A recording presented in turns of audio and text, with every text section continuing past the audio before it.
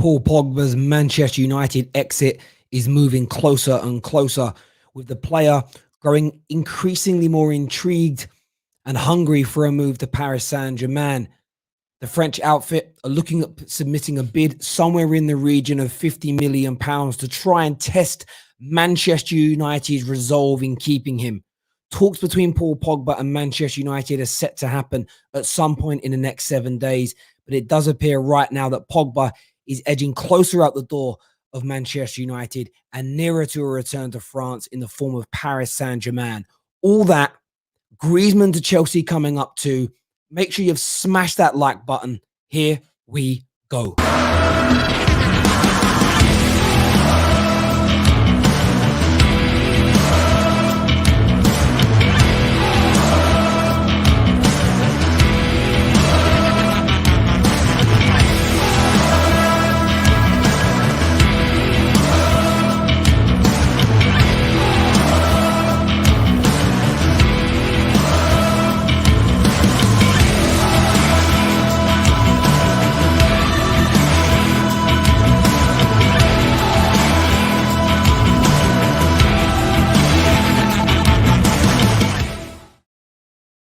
Welcome back to the terrace. I know everyone's saying, "I'll tear your voice, your throat." Listen, I shouted a lot last night during the game, after the game.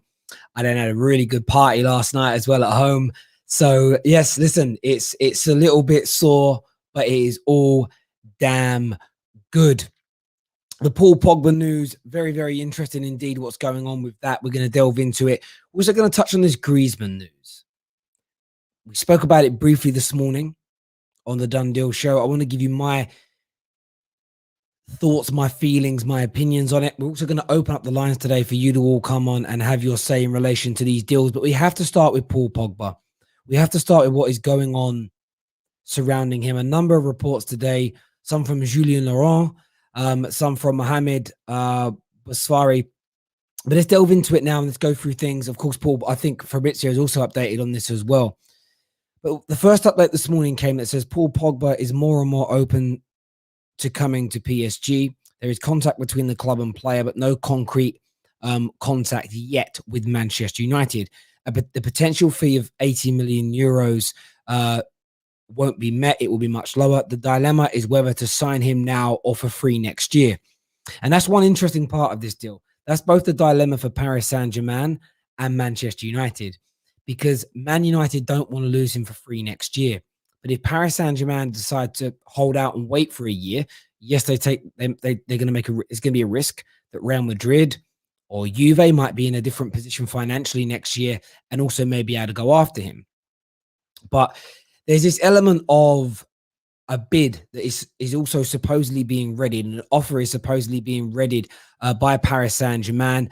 One of the stories that I saw a little bit earlier on today was suggesting that it could be somewhere in the region of around about 50 million pounds. And from my point of view, with 1 year left on his contract, that seems a fairly fair price to this, in terms of what's being said. There's Julien Laurent this afternoon said that Pogba has yet to discuss a new deal with Manchester United formally, and he is interested in the project on offer at Paris Saint-Germain. He says before taking things further, Paul Pogba and contacting Man United, PSG will have to offload a few players in the makings. He says before they put that one in twice. That's very, very weird why they put the same thing in twice. So I'm reading the same bit of information twice here, so I apologize. It says that PSG are considering a move for the player as they look to bring in a new midfielder this summer. Pogba's future at Man United is, of course, still up in the air with a lot of uncertainties with him going into the final year of his contract. There's another update here that says discussions between Paul Pogba and the entourage at PSG are progressing. The Frenchman is more and more open to a transfer to League One. That was a day or so ago. So a lot of this news is now coming full circle. A lot of this news is coming back onto us as well.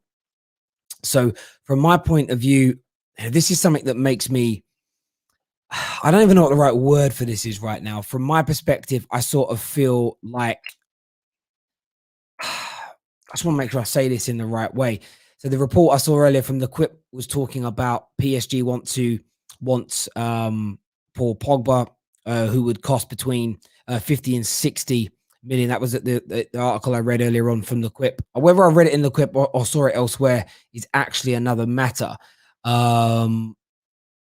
Yes, it was the Quip who said that between 50 and 60 million pound is a quoted price that Paris Saint-Germain would look to put forward for him.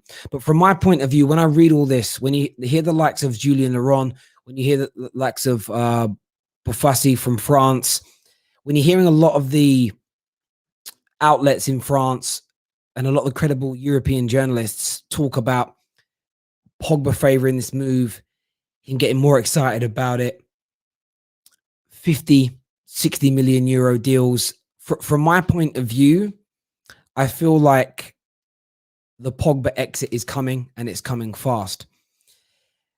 It may still take a few weeks from now to resolve. I think that Man United are going to sit down with the player and gauge where he wants to be. The Glazers are not going to want to lose Paul Pogba on a free transfer. Forget what Ollie wants for a moment.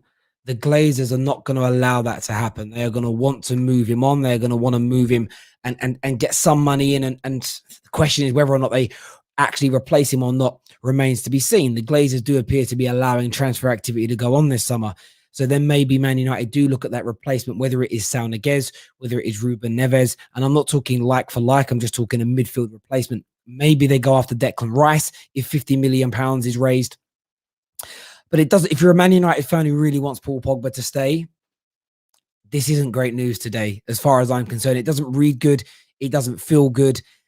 It does feel like things are moving forward, as I say. Some credible, some fairly credible sources out there as well. I mean, Le Quip, I'm not too familiar with where they sit in the echelon of tiers within French journalism. 5.4 million followers they have on social media have suggested an offer between 50 to 60 million euros could be made for Paul Pogba. And their quote was translated, so it might not be a perfect translation, but they said here that the move is something Pogba would relish, and he is seduced by the idea of playing in Paris. I'm going to read all these things, and then, as I mentioned, you get Julien Laurent, and then you get Mohamed Bouffassi, who I think is one of the most credible journalists in France, all talking about it moving closer and closer. There's something certainly in it for me. I want to go to some of your comments here. Ginger Fury says, I would sell better than letting him leave for free for a second time. Would be a massive miss. Who would your ideal replacement be? Hopefully CAMAVINGA will come. Well, what I would say is this. Real Madrid haven't made any kind of move towards CAMAVINGA yet. PSG are mooted to be thinking about it. If they sign Paul Pogba, are they also going to go for CAMAVINGA? Maybe, but it lessens that chance. So you may look at him as an opportunity. At 25 million, he could be a longer-term replacement. But I think Man United can do that deal irrespective of Paul Pogba coming or going. That has also been reported by a number of journalists that it isn't a condition of. It isn't if Pogba leaves, CAMAVINGA comes in. There isn't a like-for-like replacement who is attainable for Manchester United, in my opinion, in terms of ability on the ball in that area. So you have to look either at youth, which we're kind of doing with CAMAVINGA, or you look for a different type of midfield player. You look for a top-quality CDM, as an example, someone that can shield and protect and anchor the midfield and provide additional balance to the team. So I actually think going in a different direction. Ndidi is someone that always stands out to me. Man United, of course, like Declan Rice. You've got options in the likes of Ruben Neves, who are never going to be as spectacular, as beautiful to watch, or as technically gifted as Pogba. But listen to what I'm saying again. It's about, in my opinion, maybe looking at an alternative and a different type of midfield player to make Manchester United cope with the loss of Paul Pogba as well as possible. That would be my suggestion to that. Ben Marshall here says, bruh, PSG want to buy everyone, and they are successfully getting players to the club. Also, update on Haaland. We did the update on Haaland yesterday. I don't know if you've seen the video. There is nothing new from that point as of now. He'd like to join Chelsea. He's up for joining Chelsea. Personal terms are not going to be a problem. Chelsea are putting together a plan to submit 130 million plus 20 for him. The decision hasn't been made yet from Chelsea as to whether or not they will submit. They'll submit if the player gives them the encouragement, and if if they get the encouragement from the intermediaries that they're talking to. At the moment, it looks pretty promising. It looks pretty promising, but things can change. That's where that situation is right now. We are talking Antoine Griezmann to Chelsea a little bit later in the show as well, but smash that like button. All super chats over the value of £5, $5, 5 Canadian dollars, 5 Aussie dollars. All of your names going to the prize draw for July. And by the way, I was meant to do the prize draw yesterday. It actually slipped my mind in my preparations to doing my charity bit in my Lederhusens and doing the wrap. So we will do that tomorrow for you. That will get done on the air. So get those super chats in, please, ladies and gentlemen. Chelsea fan, I'm doing fucker. You guys are chatting to each other in those comments there. Any CAMAVINGA updates? So we did a big update on CAMAVINGA this morning. And listen, I trust, I had a good chat with Pete off camera as well. He spoke to his contacts in France. Man United is serious. CAMAVINGA is serious about joining Man United, but Rennes and the player's agent are looking to get a bidding war going. They're looking to get the best possible deal. It is still thought that he could remain in France next year. He may decide not to move to an English club. He may go, do you know what? I'm going to sign a new deal at Rennes, do a bit of a U-turn with a sensible buyout clause and spend another year, 2 years here developing my game. That could be a decision that he makes. So it's still very up in the air. It doesn't feel like it's close for anyone moving in and potentially completing that deal as it stands right now. PSG. Okay, I've already had that one there. Thank you, Ben, for that super chat. Thank you, my friend. Lyle here says, well, if we sell Pogba, then this will show us if the Glazers are interested in bettering the team, or will they not replace him? And that's a great shout when it comes to the Glazers, my friend. That's a ridiculously good shout when it comes to them, because if they, what's the word I'm looking for? If they don't act, if we just sign CAMAVINGA, if we don't sign CAMAVINGA and we just sign Ruben Neves, you know, somebody that's nowhere near the overall quality of Paul Pogba, it would just feel like Cristiano Ronaldo all over again. You know, if we end up with the replacements of the equivalents of Valencia and Obertan for Paul Pogba, then, you know, for me, if CAMAVINGA came in and Declan Rice came in, or CAMAVINGA and Neves, or ideally for me, CAMAVINGA and Ndidi, I think you wish Pogba good luck. You wish him all the best in the future, but you move on as a football club. Let's do some of your member chats that are coming. Star Lord says, get rid. Terry, letting go Pogba and getting CAMAVINGA is not an upgrade. Yeah, never claimed it to be, my friend. Never claimed it to be. I don't think there is an upgrade. There isn't even a sideward move that's doable, in my opinion. Grey Wolf Dinner here says, Terry, the Pogba situation reminds me of when Chelsea decided to let Lampard go. We couldn't replace him directly, of course, so we got Fabregas instead. And that's very, very true. That's very, very true indeed. Frank Lampard was never going to be replaceable in terms of the goals that he generated for Chelsea, because he was scoring goals at a rate that central midfielders simply do not do ever until Frank Lampard. If you actually look at how many goals he scored, he's in front of the majority of Premier League strikers, let alone midfielders. So it was impossible to replace those goals. Bruno Fernandes has now come along and scoring at a similar rate. That's one of the reasons why when people talk about nullifying and taking the goals away from Bruno to make a more complete team, I don't necessarily agree. I think if you remove Bruno Fernandes' goals and his assists, his outputs, you're removing completely, and you go for someone. You go for someone who's highly skilled tech-wise, a Verratti, someone of that ilk, to give your team a different dimension. I think that's what you'd have to do. And with Paul Pogba, we're getting rid of an exceedingly technical, exceedingly gifted, exceedingly silky player in the middle. There isn't anyone we could sign that could replace him. That's attainable for Manchester United, who would come to Man United, or a club would sell him to us. So I think you have to go. You're absolutely bang on, mate. You have to go in a new direction. Jay here says, not going to lie, United transfer window became worse if we won't land our targets properly and lose Pogba. Of course, listen, all the talk, all the debate, all the really good things that we have done so far fall apart if we lose Pogba and an adequate replacement doesn't come in. I won't allow the negative Nellies to hijack the situation. I won't allow the negative Nellies to BS the situation. I won't allow the negative Nellies to pretend to... I would put it out there early. There is no replacement for Paul Pogba, like for like. So you go for something different. As long as that player that comes in is of a very high standard, then I'm happy. I don't want to keep Paul Pogba if he doesn't want to be here. I never want to keep players that don't want to be at my club. Why would you want to? Both for him and you, it's best you move on. But it's about an adequate replacement.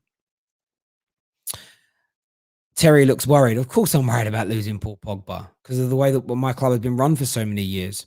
Just looking, said I've only seen CAMAVINGA against us and he didn't stand out at all. Just one game, though. Yeah, he's young, bro. He's young. He's got a long way to go. There's a lot of improvement to come from that young man. We're going to share the link now for you to phone in and have your say. Before that, though, I'm going to put a poll out. Let me move this mic a second. I'm going to put a poll out here. What's this poll going to be today, right? So I'm going to put in, will Pogba complete the move to PSG this summer? Have I spelled that all right? I have. Look at that. Right first time. So that poll is now out. Will Paul Pogba complete a move to Paris Saint-Germain this summer? That's the big question I'm posing to you all this afternoon. I want your thoughts and your feelings on that. We're going to share the link now for you to call in and for you to have your say. I'm going to post it. I've done this in a while. We like to mix things up. I'm going to put it into the general chat on the Discord server. So I'm going to post it in there now.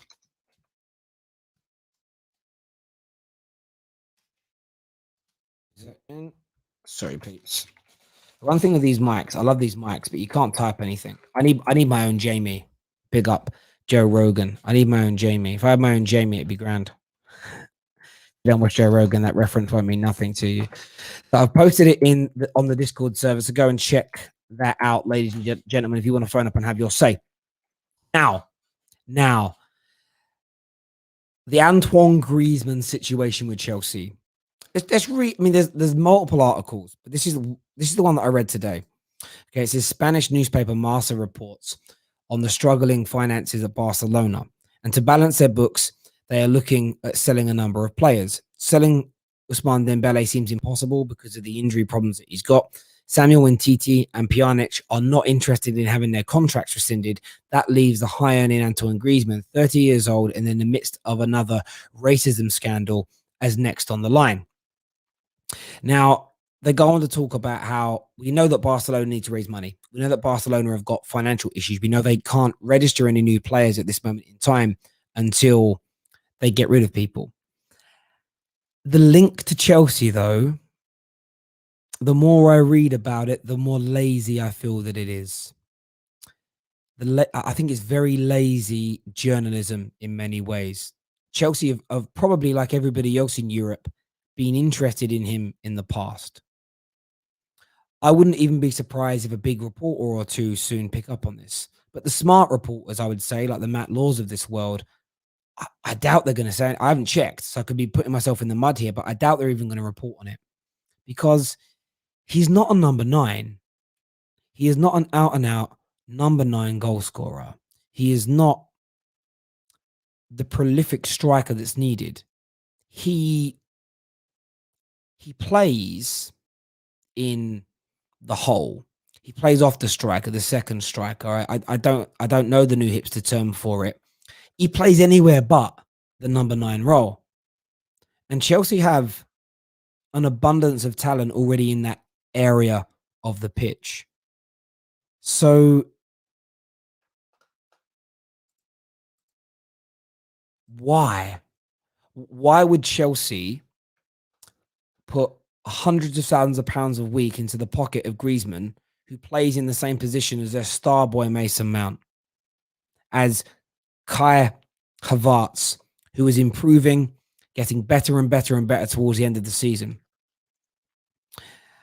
I just don't buy it. I don't buy it for a single second. It is absolute tosh as far as I'm concerned. Pure, unadulterated tosh. It makes no sense. You have Christian Pulisic. I think he deserves another go. Even Ziyech.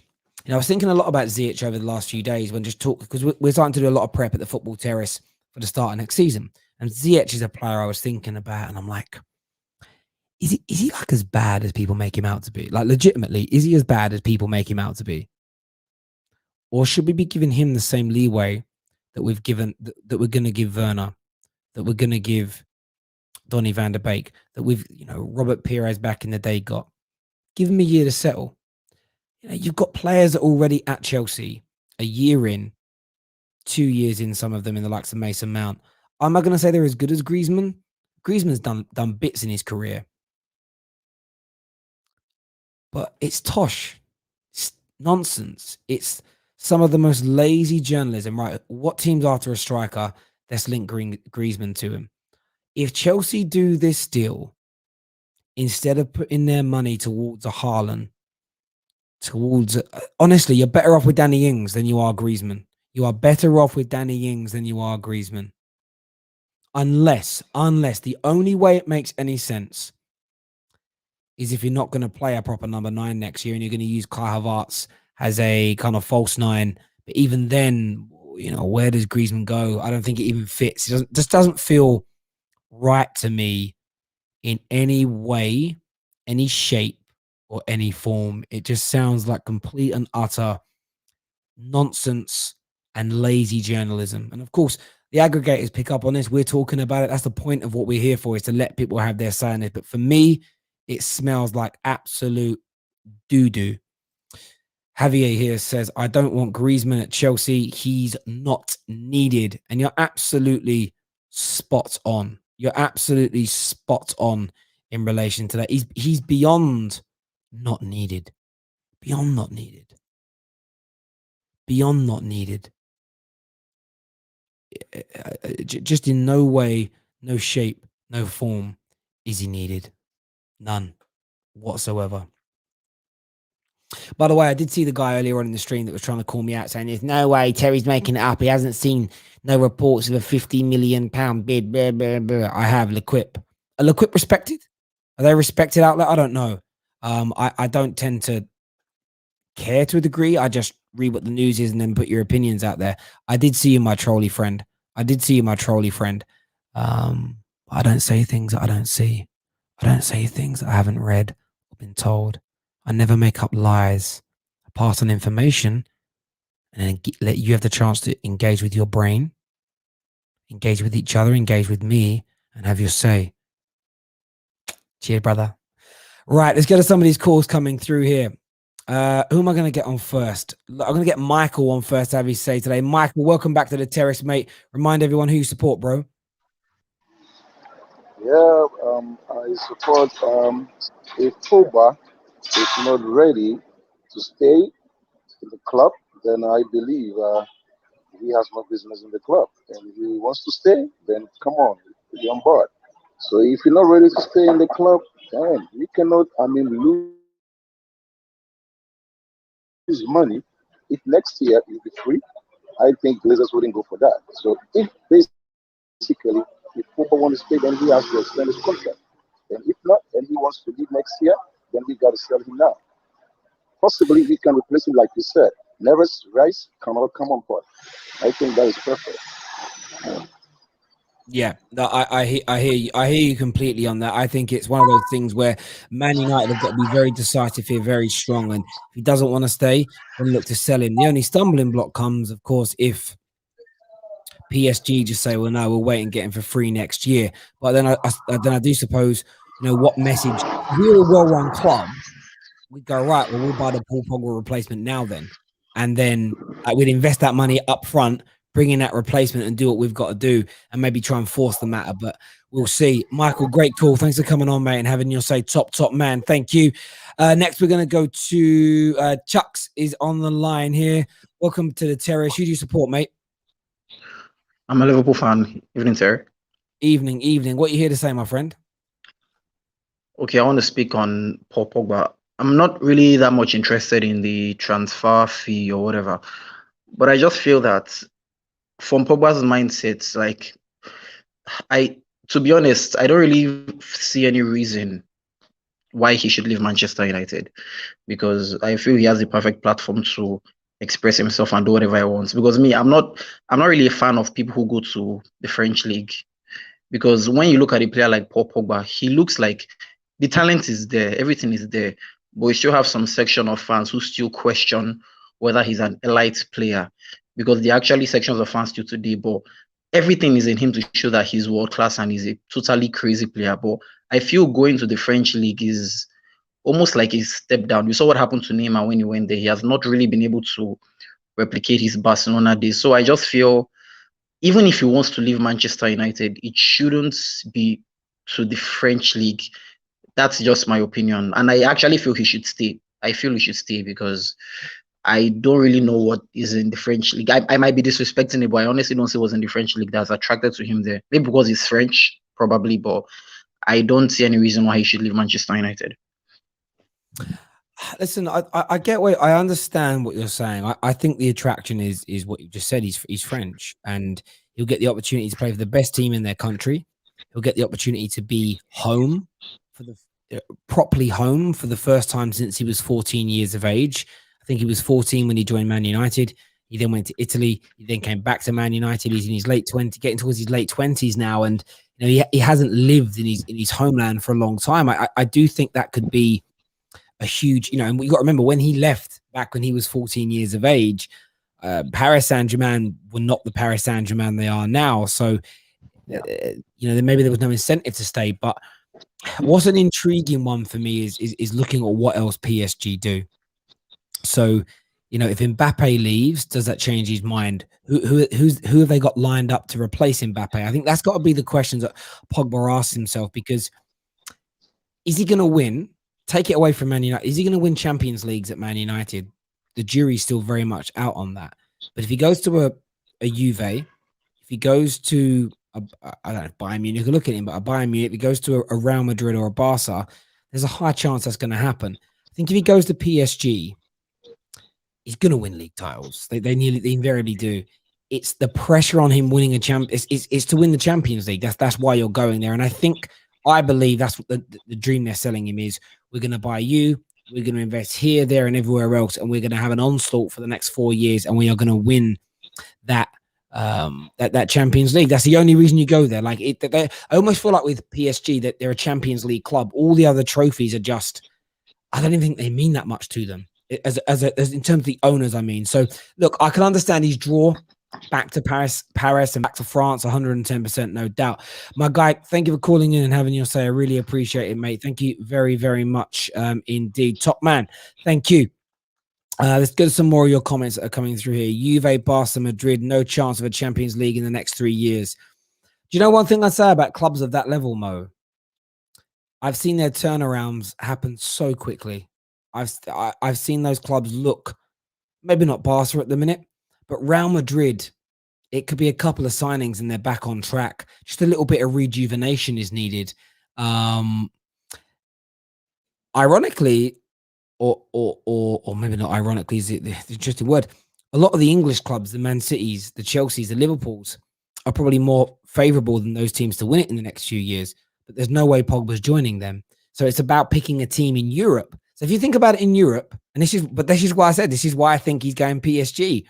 I think he wants to win the Champions League, and he's probably looking at those 3 or 4 I've mentioned and thought,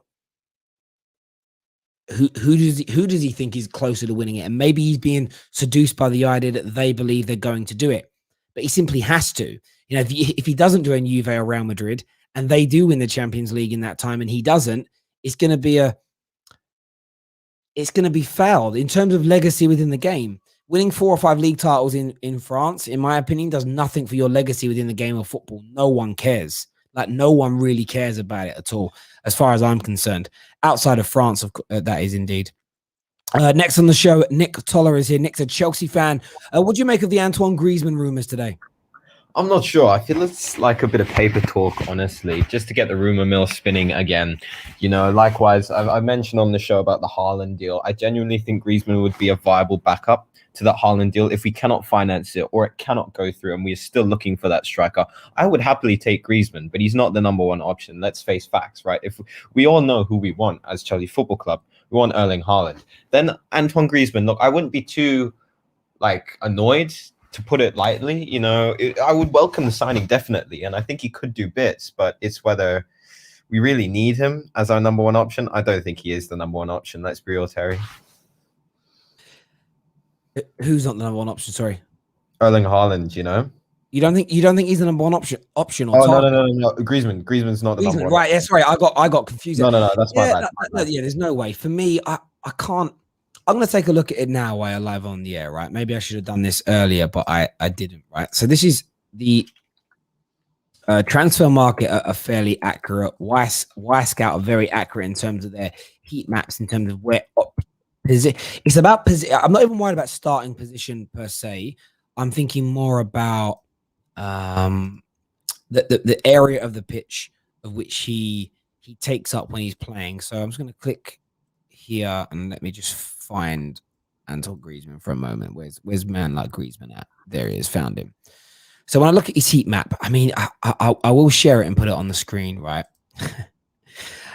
It's just the positions that he takes up, you already have people in them. So his starting positions are in that second striker or attacking midfield role, whatever you want to call it. And then when you look at his heat maps, I'm actually going to put this up. I'm going to zoom in a little bit so everyone can see it properly. I wish I could show Scout to everyone how it's meant to be viewed and consumed, but I just can't because I got a copyright strike. But when we look at this heat map here, let me share this screen and put it up. Yeah, sure. Bear with me 2 seconds, mate. All right. So everyone will see this when I put it up on the screen. Look at the heat map there. Probably easier to zoom out actually a little bit. It'll put it into full screen. Look where his main touches are on the ball. Yeah, he likes to bring players into game. He's a very silky player, right? He drifts in between the lines. He's that link-up player which we don't need. We need that finisher, man. You know, exactly. We've got creative talent. Exactly. He touches the ball more in the center circle than he does the opponent's box. So that isn't. He's a brilliant football player, but you need a player who's red in that box, like where his main touches are in the box or in the channels. That's what you need. He just doesn't play in the positions that are needed. And like I said to people for many, many months now on the terrace, forget someone's starting position. Focus on their heat map. Focus on where they drift, where they touch the ball, the areas of which they operate in, and then how that's what I want to look for here when I say this, how that complements your team, if that makes sense. Because if you've got a midfielder that drifts to the right, but you have an inside forward that comes on the inside, there's a good complement there. If your midfielder doesn't drift out to the right or isn't very good there, but your inside forward cuts inside a lot, you're in trouble because you're going to create an imbalance. And I think with Griezmann, I think you've got Mason Mount and you've got Kai, who are, I don't think they're too far behind his quality, if I'm being honest with you. I really don't think. I think they definitely have maybe even a higher ceiling in some aspects. And the thing is, we don't need that creative talent. We need those finishers. And Griezmann, to his credit, Griezmann is a pretty good finisher, but I don't think he'll want to accept that responsibility. Just balls played into feet.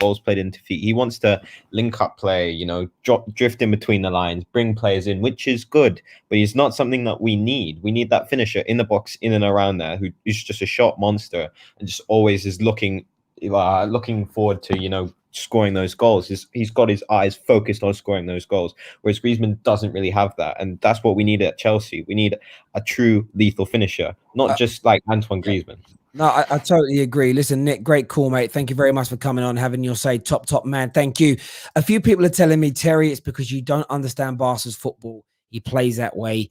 He played striker before. Well, this is his heat map from when he was still at Atletico Madrid, even less touches in the box. If we go back to this season, before that, again, I don't think he was at Barcelona then. Never. Let me just actually double check this when he joined. When did he join Barcelona? It was in July 2019. So let's do a few more seasons when he was at Atletico. Not once, not ever. Not once, not ever. Has this guy been that number 9 in the box predatory striker? So don't sit there and Terry doesn't watch Barca play. He's only doing that because of Barca. No, he does it for Barca because Barca needed a player like Antoine Griezmann, who is a secondary striker, who's a drifter, who's a floater. That's probably the wrong word to use, but sits in those holes and in those pockets. They didn't go to Antoine Griezmann to be a prolific number 9. Come on. Oh, it's because of our Barcelona play him that way because that's his position, dude. Show me. He doesn't play any other way. He doesn't play any other way. He doesn't play any other way. Legitimately doesn't. And look at this. These are his heat maps for France over the last 7 years. He doesn't do it for France either. So you're telling me, hang on a minute here, right? I'm sorry to get rude. But I'm getting real. So you're telling me a player who in his whole career has never been played as the main number 9, has never played there for France, is the primary position. Where have you seen him play like that? Where have you seen him do it? Where every club and every club in the country he plays for never plays him like that. Come on. What is going on? I can't believe it. Mark here says Griezmann at his age now would not suit the Premier League. Too fast for him. Struggled. If you were honest, at Barca for the price they would pay for him, 31 next season. Yeah, I mean, they may struggle to get a good price for him, especially with himself being 31. Sell Pogba for X, who will be 29 next season, who will have drifted in and out for years, and sign an 18-year-old potential star hungry for success for 10 years in the middle. For why? As a business, it's a no-brainer. I don't necessarily think it's about the age thing. I just think you have to look else. I just think there's an element of kind of looking. I think we need a bit more experience than just an 18-year-old. I think we need a bit more. But I do get where you're coming from. When you say that.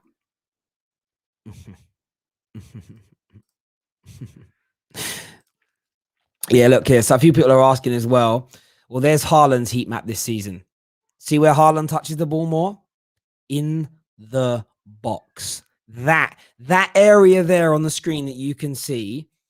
And this isn't about ability, touch, or anything. This is where a player plays the ball, controls it, passes it, shoots it.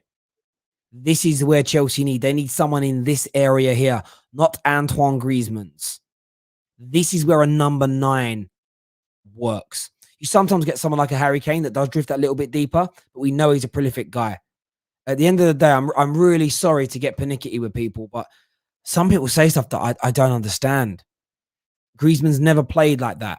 You might have seen him do it for like a run of 10 games when he's been needed, but no one's ever made him do that on a regular basis.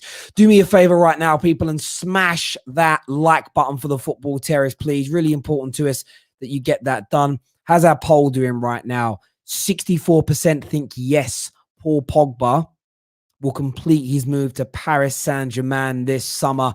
I want your thoughts and I want your feelings on that. We're going to post in the link for you to call in again and have your say. It's in the live comment section. It's also on the Discord server as well.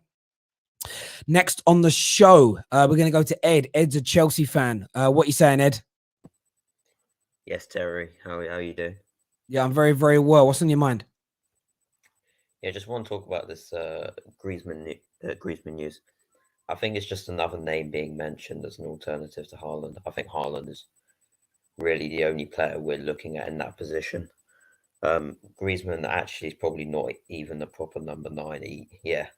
Like you were saying the past couple of minutes, he drifts in and out. It's the reason why he played for France on the right in the 2018 World Cup. And, with Barcelona's debt, they're probably just looking to get rid of anyone, really. He's reports are suggesting he's on about 800 grand a week, which is absolutely ridiculous. So that's why probably he's being mentioned as a player to come to Chelsea, because we're probably one of the only clubs that could pay his fee. So yeah, but he'll anyway have to take a massive pay cut in his wages if he is going to come to us. So I just don't see this one happening.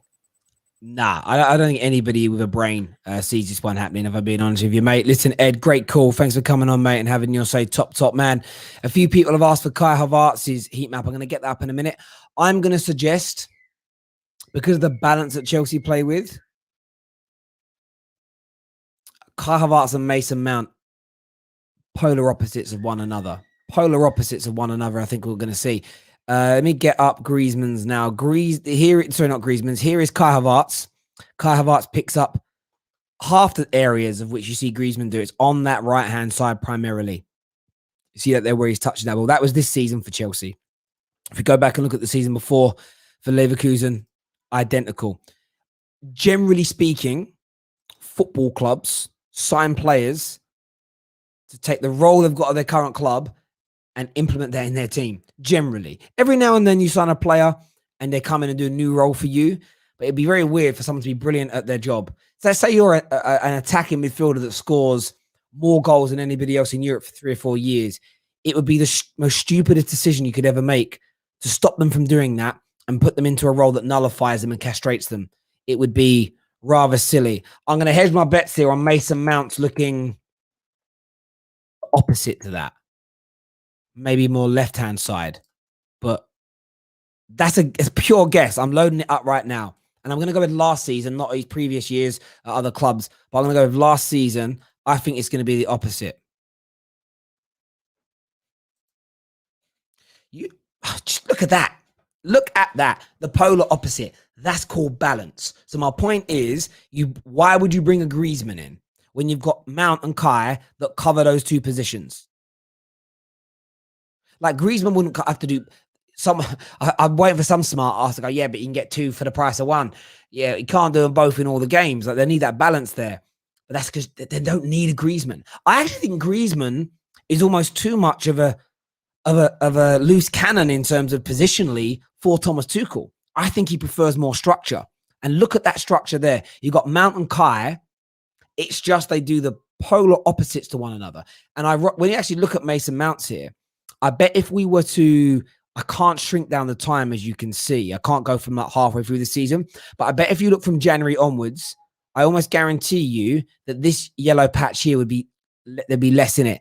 This was because he was being used on both sides earlier on in the season by Lampard. Next year, you were going to see a prescribed position for Mount, prescribed all the players. It's going to be, it's almost going to be like clockwork on opposites of one of each other in that brilliant symmetric system. There we go. And I'm not even a Chelsea fan, and I can just see this. That's eye test for you. Oh, he's a stat merchant. No, bruv. Eyes as well. Eyes.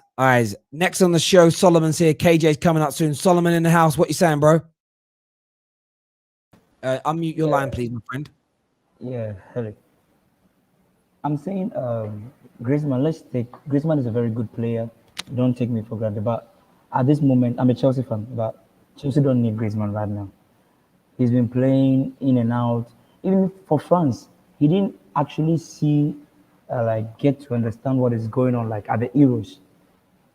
We didn't see much of him, unlike maybe Pogba doing what he does best.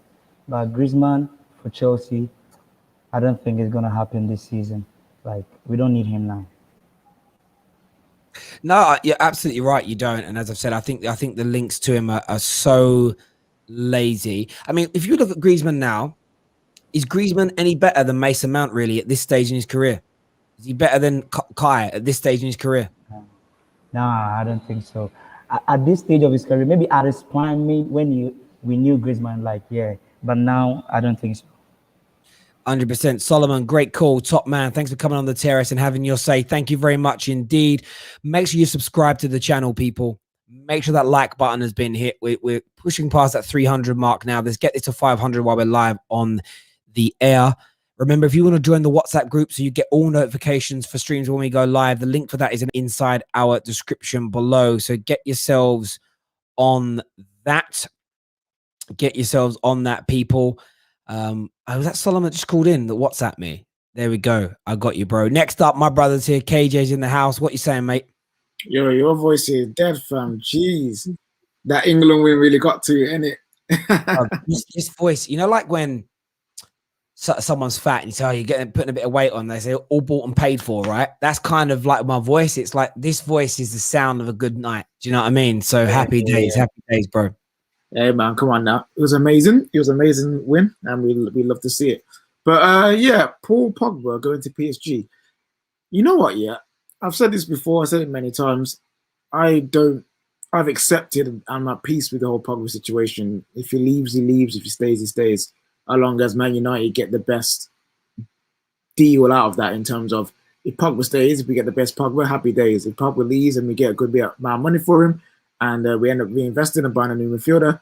Happy days as well. I've always said the team that I would rather see him go to more than anyone is PSG, just for the fact that hey, my guy, why go on, my guy? For the fact that PSG, I know, is a place that would love him. I know that the crowd would love him. I know that Paul Pogba would love France, and I think it would be a place where he gets to really express himself and have the players around him to do that. He would have a lot. Yeah, we would have like a Verratti, or like Paredes. He would have a Wijnaldum, players willing to do hard work and hard graft while he goes on and does his thing with players up front like Neymar. So if they're able to get this deal done, I wouldn't be too vexed about it. I wouldn't be angry at Pogba for leaving. I think it might be one of the best situations that can come out of this whole thing. And yeah, but it's going to take a lot of money, and I don't know what PSG's financial situation is like over COVID and stuff. So it's going to be an interesting one to see at least. But if we do sell him, please bring in a midfielder, please. You know what I'm saying? Like please. That's the thing for me, bruv. I feel like it's one of those situations where I don't buy into this silly notion I've seen from some Man United fans that if Pogba leaves, Man United have finished forever, because that logic, you're also saying if Pogba stays and signs, that means in 5 years' time when he retires, we're finished. It's stupid. Again, it's just one of those hyperbolic reactions on Twitter for people to go, "Oh, I'm gonna like it." Likes, I'm gonna start calling them like whores. Do you know what I mean? Whores for the likes. Do you know what I mean? But we need to replace him. That's my biggest worry in this deal. Isn't actually Paul Pogba leaving. It's the Glazers sanctioning the money being spent on a Paul Pogba replacement. And like I've already said, for me, it's almost impossible to go like for like. So we have to look at an alternative. And if we were to sign an Ndidi level player as his replacement, I'd be really relaxed. With Jadon Sancho coming in, there's extra creativity. Hopefully we can land CAMAVINGA. We've got Bruno Fernandes in the team. Like, I'm fine with that. But it's if we let him go and we replace him with I don't know. I'm just trying to think of a bang average midfielder that doesn't already play for us. If we replace him with John McGinn, I'd be pissed. I like my John McGinn, so there's that. He's good. But he's a tech baller, and he's nowhere near Pogba's level of techie. That's my point. It's like It's going to be, the thing is that I've accepted it's going to be difficult to replace Pogba anyway. So nearly any midfielder who comes in after him, I'm not going to be overly pleased or overly like, oh my gosh, this is world class. Like, nah, it's going to be, as long as they're functional for what we need to do. That's more important to me than saying getting a direct or a close enough replacement for PP. If it wasn't Ndidi, that's probably as happy as I probably can be, because kind of like that is a position that we've needed to fill for a very long time, and we've gone and filled it. But again, you have to take everything into consideration. PP leaving, does that mean Varane, if he wants to leave Real Madrid, does that put Varane off? Because maybe PP is one of the big reasons why he wants to come over. Like, how attractive are United without PP? Obviously, we're still attractive, but a lot of players want to play with Paul Pogba. Let's not get it twisted here. Let's not get it twisted here, people. You can have whatever opinion that you want of him, but footballers love Paul Pogba, and so that's another asset to bring in recruitment that we've just gonna let go, basically. So there's a lot of things that needs to happen for United for this to work, but I don't know, man. Like, it's a sticky one still, because if Varane don't come through, if CAMAVINGA don't come through, and we still sell Paul Pogba, it's going to be tight. It's going to be tight. Yeah, I think that the Paul Pogba news that he might be going, I think has just made Man United fans very, very nervous again. If the news was Pogba signing a new deal and he's staying, and at least, even if in the back of our minds we thought, yeah, he's probably going to go next year, though, I still think we would be nice and relaxed because we know Pogba's staying. So there's that, losing Pogba means it's an additional signing that's definitely now needed. And as well as we've started this window, you've seen some of the conversations that have gone on today about Varane. Fabrizio has said Man United see no problem with the agreement on personal terms with Raphael Varane. I don't know who said that a week ago, but some knob on YouTube did. He says, but finding out Real Madrid's asking prices is hard. There is then talk that, you know, I've heard it, we had Pete on today that said it, that, you know, the murmurs are now that Varane may accept this new offer that's coming from Real Madrid, that maybe Man United were being used to a degree. So he's serious about joining Manchester United. But if the right offer comes in from Real Madrid, he'll stay there. So it's not that he isn't thinking about it. It's just he prefers to Real Madrid's first choice, and second choice is Man United. But if Varane falls through, Pau Torres really underwhelmed a lot of people at the Euros. We end up with Pau Torres, no Varane, Pogba leaves, just CAMAVINGA coming in, and no proper replacement for Paul in the short to medium term. Suddenly, the window looks a lot more hollow, you know, and there's anger and frustration going into the season. So it's going to be an intriguing one. What is your take on the situation with this Antoine Griezmann to Chelsea talk? Yo, Barcelona need flipping peas, bro. That's what that is. Like, they need money fast. You know what I'm saying? They need to get rid of wages. They need to make sure they don't go bankrupt. And Antoine Griezmann, I can understand why he's on the chopping block. Excellent player. But they looking to get rid of so many different people that it's not surprising. To be fair, Chelsea, I don't know if they can get Haaland this year. I know that they're trying really hard. I know that they're going to put everything into it. But if they don't get Haaland, taking a Griezmann on loan or something to play a striker or false nine isn't a terrible thing to do. So if I was a Chelsea fan, as long as you're not paying for him, I'd be calm about it. Like, I feel like he can do the job for one season because he can finish, he can score goals, and he can link up play. So yeah, like, it might be a nice little I scratch your back, you scratch mine with Barcelona, as in, you know, you give us that player so we can fill a gap for 1 year, and we'll take the wages on so you can re-sign Messi. You know what I mean? So, and maybe get kind of a deal next time when it comes to a different player. So yeah, like, it's not that bad. It's not that bad. Yeah, I think, as you say, maybe if they do a deal in the way in which you have just suggested, then there is that potential, there is that possibility, there is that maybe then comes up where it becomes a little bit more kind of attractive. It's just, you know, maybe they try him in the role that a few of our viewers have said that he can play as an out-and-out number 9. I mean, maybe Griezmann wants a challenge of that. We have some super chats here. The first one is from Language of the Slaves, who says, what if Tuchel is trying to create 2 or 3 systems for Chelsea next season, as one of the priorities is to win the league, and Premier League clubs are tactically different? Giroud done a job for Chelsea. Why not Griezmann? Listen, he could do. I just feel I'm only giving you my opinion based on what I've seen from Griezmann, and he picks up the same positions as multiple players that you already have. That I think at this stage in their career, whether you think they're better or not, it's actually irrelevant. I think investing more game time in Kai and Mason Mount would be more beneficial for Chelsea over the next 2 to 3 years than a season or 2 seasons with Griezmann. What Chelsea need is a number 9 that can hold up like Olivier Giroud, but is a better goal scorer than him. And I get your point about wanting multiple systems, but I still think you've got the players already to do that. You can play a false 9 system. I actually think if you don't buy a striker next year, I think you'll play a false 9 system. I think that's what Chelsea will end up going with, because you're not going to want to rely, you know, on the average goal scorers you've got. Language of the Slaves also says Abraham and Giroud look like they're going. Griezmann is younger than Giroud, and at a cut price, why not? As I just said, he's not the same kind of striker. He doesn't take up the positions. He barely touches the ball in the box compared to a number 9. Maybe, though, the only way Griezmann makes sense, like I said earlier, is if you're deciding next season to not play with a number 9 and you're looking to do false 9. Maybe that's the option. Maybe that's the option. If that works well, will you then go in for Haaland a year later? I don't know.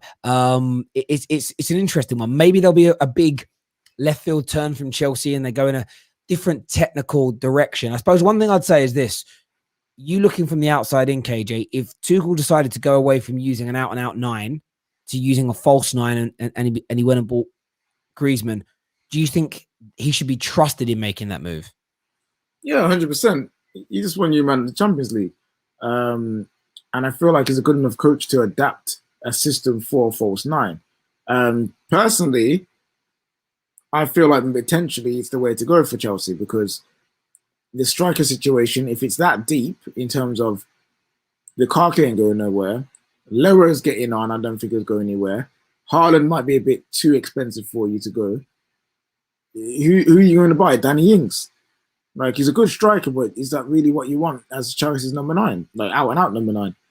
No, like, there's no real retiring strikers that you can get for 1 year, like a Cavani or Ibrahimovic.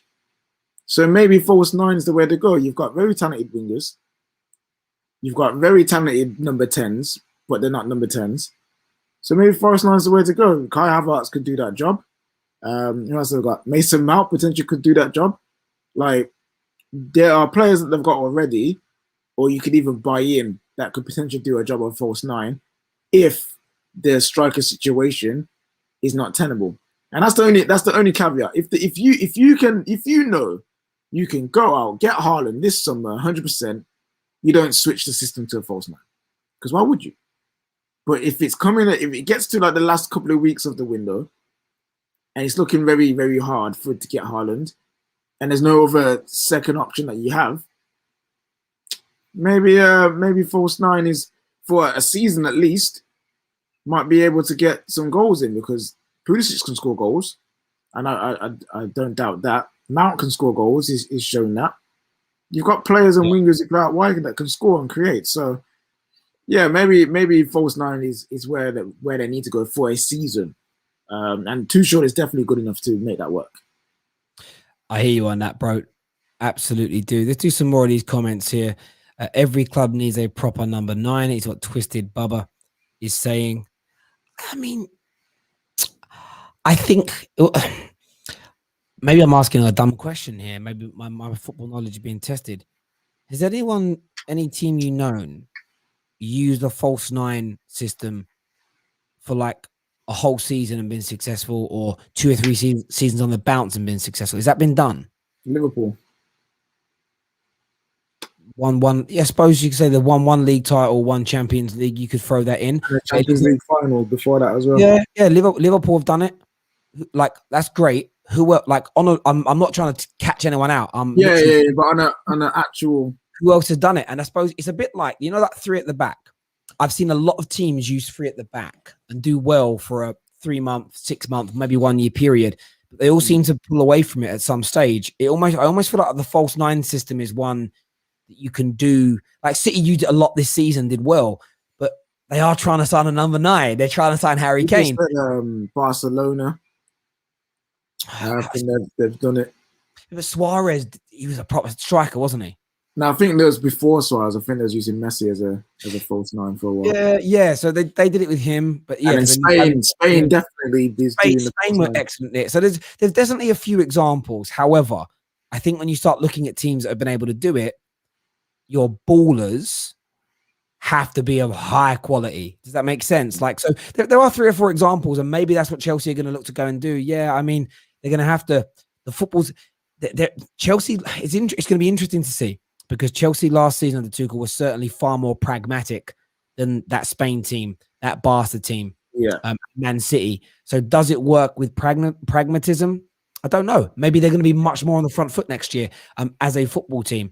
It'd be an interesting one. It'll be an interesting one indeed. I just don't know. Again, it's just, I mean, Liverpool definitely. Barca, they kind of did. But then you've got to have prolific scorers still. And who in that Chelsea team is going to score them goals? Griezmann is definitely in his career been a better goal scorer than anybody else currently inside that Chelsea squad. I think Kai can do it though. You know, I think Kai is going to step up next year and score more goals. Yeah, Kai is a very talented player. Very talented player. Yeah, I even think Mason Mount, David, like hearing this, I think he will. I think he will end up if they use a false 9 system, scoring at least 10 to 15 more goals across all. He potentially could, because he makes good. So he actually does make good runs. We saw in the England game where he made that excellent run where he could have shot, then he took an extra touch and then tried to cross it. But yeah, Mason Mount just needs to improve some of his attacking decision making, and you've got a really good goal scoring midfielder there. Yeah. No, I hear you on that. Interesting update here. This is from Phil the Brown, who's obviously been on the terrace before.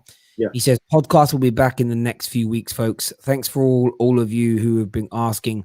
We'll do some updates on Varane and CAMAVINga, etc. Based on what I've been told in the last 24 hours, I'd be shocked if Varane didn't end up at United. So that's going to be an interesting update to come from him. But you know what's really interesting? When I spoke to Pete 2 or 3 weeks ago about Varane, he was like, yeah, it looks really good, looks really positive. It was Dean Jones who was like, United are not convinced. In the space of the last week, they've almost changed their tune to polar opposite opposite each other. And this is the thing about the transfer market. Different people from different sides feed you different information. If they're not using the same source, you're always going to get different stories. You know, I got slammed a few days ago for even saying personal terms won't be a problem or agreed. Now a tier one said that it's the case. Everyone's like, oh yeah, I knew you were right. It is what it is. Man City succeeded because they had a big squad. Only Tuchel's thought process tactically with the whole season can prove if Griezmann rumors are correct, or are we still after Haaland? I don't know what that last bit means. It's going to be an intriguing one, but that's where the decisions have to be made. I think if you sign a Griezmann, like Haaland ain't coming. I think that would be the case. That's as I see it anyway. But there we go. I know there's still a lot of people waiting backstage to come on, but we are at the end of the stream today. Midnight Vibes back tonight at 11 p.m. Yeah, 11 p.m. again. We're enjoying these 11 p.m. starts. More people are awake, and I actually can read words. You know what I mean? My dyslexic brain doesn't kick in until after 12, apparently. So, so yeah, man, it's going to be a good time. We'll be talking about the beautiful England win. We're going to talk about the wonderful Italy win. We're going to be talking about tournament gas, which players are going to be getting their moves, making an 11 out of them. So yeah, everyone come down, have a good time, and yeah, we might even see appearance from from a drunken Tanya. Who knows, innit? Like, who knows? I think she's had enough of being on the internet drunk in the last few days. To be fair, both I saw that video. I felt for that. Like I said to you earlier, like I never felt so much secondhand cringe in my whole life. And in fairness, I watched my own rant back last night, and I did the same thing. To be fair, but there we go. Listen, everyone who was tuned into the terrace today, thank you very, very much indeed. Hit that like button, that share button, subscribe, and we'll see you all again